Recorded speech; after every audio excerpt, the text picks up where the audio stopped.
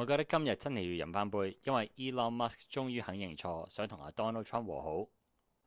我想同大家睇一段 RTHK 嘅新聞先，咁喺影片簡介呢會有中文翻譯。I regret some of my posts about President Donald Trump last week, Musk wrote in a post on his social media platform X. They went too far.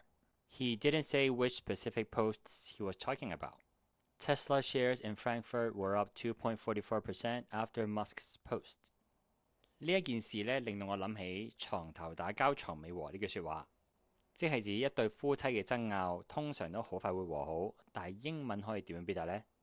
原來英文有一句好相似嘅説話，就係 Lovers quarrels are soon mended.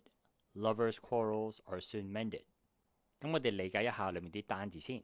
首先 lovers 係戀人，咁喺 lovers 後面加一個 apostrophe 咧，就變咗戀人的。quarrels 就係爭拗或者不和。mend 呢一個動詞咧本身係修補，咁 are mended 就係被修補。最後 soon 係好快或者不久，所以 lovers quarrels are soon mended 即係話戀人嘅爭拗咧好快就會被修補到。我一早就知佢哋會冇事，我都話床頭打交床尾和㗎啦。I knew they would be okay. I told you that lovers' quarrels are soon mended. 我哋練習多3次。Lovers' quarrels are soon mended. Lovers' quarrels are soon mended. Lovers' quarrels are soon mended.